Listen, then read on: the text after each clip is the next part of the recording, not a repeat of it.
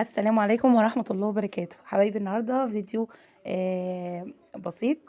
حاجة كده باظت عندي وحبيت أعمل بيها فيديو برضك، لأن في ناس كتير كانت عاملة زي كده اما الحاجة بتبوظ بترميها.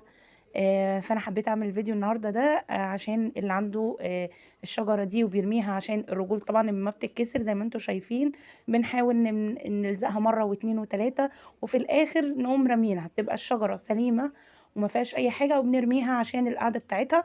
طبعا ما بنقدرش ان احنا نسندها تاني، فانا فكرت كده في حل وجددتها من اول وجديد، وتعالوا مع بعض هنشوف هنعمل ايه. انا شلت الرجول بتاعتها خلاص كده، هي اترمت. وهنضف طبعا مطرح اللزق ده، وهنشوف مع بعض انا هعمل ايه دلوقتي.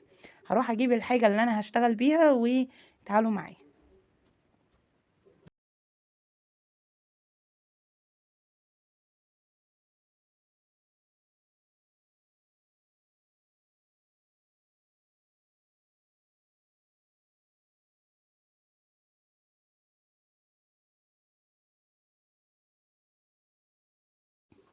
هنا بقى جبت قصرية زرع، طبعا كلكم عارفينها اللي احنا بنزرع فيها. كانت فاضية عندي، وجبت شوية من الأسمنت الأبيض، أو لو عندك جبس، بس الأحسن إن انت تعملي بأسمنت أبيض عشان الجبس مع الوقت بيتكسر يعني. تمام. هنبدأ نعمل ايه. بدأت أفضي زي ما انتوا شايفين كده في أي طبق قديم عندك. فهفضي كده شوية، وهنبدأ بقى نجيب شوية من المية وهبدأ أعجنهم. طبعا حاولي على قد ما تقدري ان انت ما تسيبهوش يعني فتره طويله، يعني مجرد ان انت تقلبيه وبعد كده تصبيه على طول في الحاجه اللي انت هتعملي فيها، عشان طبعا الاسمنت بينشف. تمام. هبدا اقلب كده ولغايه بس ما ادوب الكتل اللي انتوا شايفينها دي. زي ما انتوا شايفين كده هبدا افتفت الكتل دي. هنا بقى بدأت زي ما انتوا شايفين ادوب. طبعا بيبقى فيه كتل كده، فطبعا الشوية دول مش هيكفوا.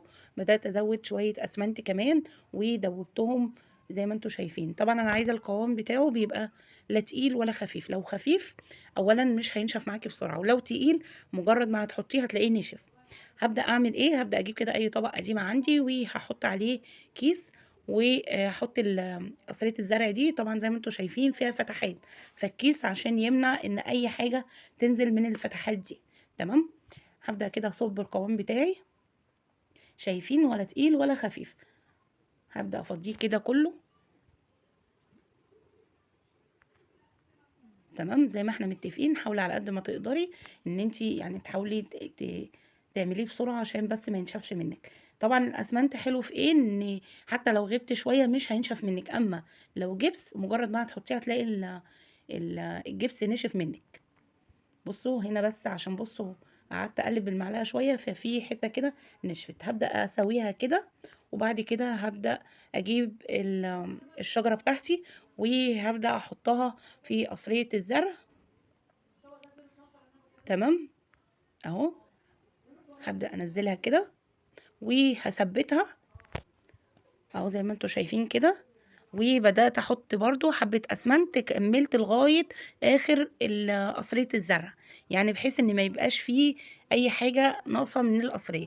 كملتها وهسيبها لما تنشف خالص هبدا اثبتها باي حاجه. انا ثبتها بالمعلقه الخشب دي عشان طبعا تفضل ثابته للصبح لغايه ما تنشف. انا ما استعجلتش عليها عشان تبدا تعضم معايا. هنا بقى كانت خلاص نشفت. هنبدا انضف طبعا قصريه الزرع كده، واشيل الزيادات واشيل برضو الكيس. زي ما انتوا شايفين الاسمنت طبعا مطرح الفتحات نزل من تحت. هبدأ بقى انضفها زي ما انتوا شايفين كده. كده خلاص الشجرة بتاعتي ثبتت ورجعتها جديدة زي الأول وتقعد معاكي. ومن السنة للسنة طبعا كل رأس سنة تبدأي بقى تشيلي حاجتك في كيس، والسنة الجديدة بإذن الله تبدأي تحطيها، وبدل ما كل سنة نقعد نشتري. وانتوا عارفين دلوقتي الأسعار بقت عاملة ازاي. وده كده شكلها شايفين، وثابته معايا بقى، ولا تروح ولا تيجي ولا حاجه تتكسر، وافضل اعالج فيها. تمام. طبعا حطيت بقى بقيه اللعب بتاعتها وحطيت لها برضو فرع نور زي ما انتوا شايفين كده. شايفين؟ وده شكلها بعد ما خلصت، وهوريها لكم بردك لما النور يطفي. بصوا حاولي على قد ما تقدري ان اي حاجه عندك تكون ينفع ان انت تعالجيها عالجيها. تقدري برضو تحطي مطرح الجبس ده اي مثلا طوب، صدف، اي حاجه، زرع اللي هو الفرع الاخضر ده. المهم انت ممكن تخترعي اي حاجه تخلي الحاجه عندك تبقى احلى واحلى. يا رب الفيديو بتاع النهارده يكون عجبكم ويكون قدرت افيدكم فيه. ويا رب فيديوهاتي تعجبكم، واتمنى بقى منكم المشاركة واللايك والاشتراك في قناتي. والسلام عليكم ورحمة